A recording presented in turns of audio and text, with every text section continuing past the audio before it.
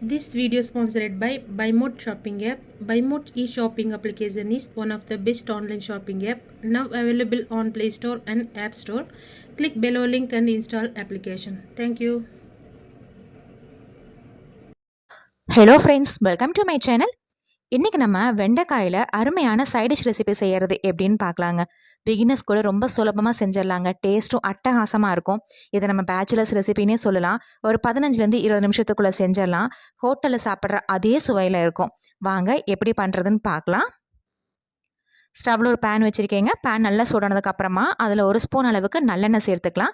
நான் இன்றைக்கி வதக்கறக்கு எல்லாத்துக்குமே நல்லெண்ணெய் தான் சேர்க்க போகிறேன். எண்ணெய் உங்கள் விருப்பத்துக்கு தகுந்த அளவுக்கு நீங்கள் சேர்த்துக்கோங்க.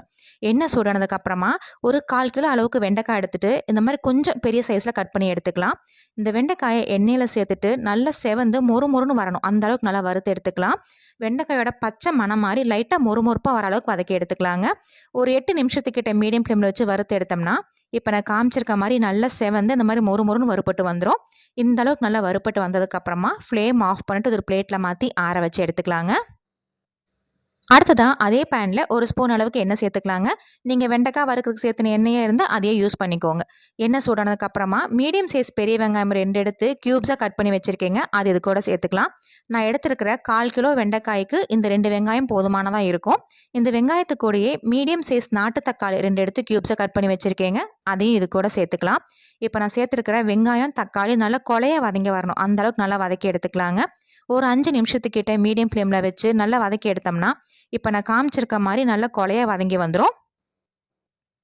இந்த அளவுக்கு நல்லா வதக்கி எடுத்ததுக்கப்புறமா இது கூட ஒரே ஒரு சில்லு தேங்காய் நான் காமிக்கிறேன் பாருங்கள். இந்த அளவுக்கு தேங்காய் சேர்த்துனா போதும், ரொம்ப அதிகமாக வேண்டாம். இந்த சில்லு அளவுக்கு தேங்காய் எடுத்துட்டு சின்ன சின்ன பீஸஸாக கட் பண்ணி சேர்த்துக்கலாம். நீங்கள் விருப்பப்பட்டால் துருவியும் சேர்த்துக்கலாம். தேங்காய் அதிகமாக வேண்டாங்க. இந்த அளவுக்கு சேர்த்தனாலே போதுமானதாக இருக்கும். குழம்பு நல்லா திக்காகவும் டேஸ்ட்டாகவும் இருக்கும்.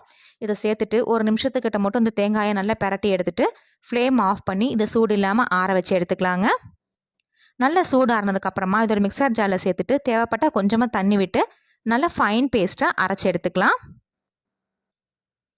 அடுத்ததான் ஸ்டவ்வில் பேன் வச்சுட்டு அதில் 1 ஸ்பூன்லேருந்து 2 ஸ்பூன் அளவுக்கு நல்லெண்ணெய் சேர்த்துக்கலாங்க. எண்ணெய் நல்லா சூடானதுக்கப்புறமா இதில் ஒரு 1/4 டீஸ்பூன் அளவு கடுகு சேர்த்துக்கிறேன். கடுகு நல்லா பொரிஞ்சு வரட்டும்.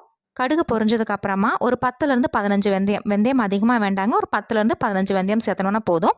வெந்தயம் செவந்து வந்ததுக்கப்புறமா ஒரு 1/4 டீஸ்பூன் அளவுக்கு சோம்பு நல்லா பொரிஞ்சதுக்கப்புறமா ஒரு 50 கிராம் அளவுக்கு சின்ன வெங்காயம் எடுத்து சேர்த்துக்கலாங்க. அதுக்கு முன்னாடி இது கூட 2லேருந்து 3 பிஞ்ச் அளவுக்கு பெருங்காயத்தூள் சேர்த்துட்டு ஒரு 50 கிராம் அளவுக்கு சின்ன வெங்காயம் எடுத்து பொடி பொடியாக கட் பண்ணி இது கூட சேர்த்துக்கலாங்க. இது கூடவே ஒரு 10 பல்லு பூண்டு எடுத்து பொடியாக கட் பண்ணி சேர்த்துட்டு கூட 2லேருந்து 3 அளவுக்கு கருவேப்பிலையும் சேர்த்துக்கலாங்க. சேர்த்துட்டு இந்த வெங்காயம் நல்லா கண்ணாடி பதத்துக்கு வதங்கி வரணும். அந்த அளவுக்கு நல்லா வதக்கி எடுத்துக்கலாம். பாருங்கள், வெங்காயம் இந்த அளவுக்கு நல்லா கண்ணாடி பதத்துக்கு வதங்கி வந்துடணுங்க. இந்த அளவுக்கு நல்லா வதங்கினதுக்கு அப்புறமா இப்போ இது கூட நம்ம அரைச்சி வச்சிருந்த வெங்காயம் தக்காளி தேங்காய் விழுத சேர்த்துக்கலாம். சேர்த்துட்டு மிக்சர் ஜாரில் ஒரு 1/4 டம்ளர் அளவுக்கு தண்ணி விட்டு அதையும் இது கூட சேர்த்துக்கலாங்க. சேர்த்துனதுக்கப்புறமா இது கூட மசாலா பொடி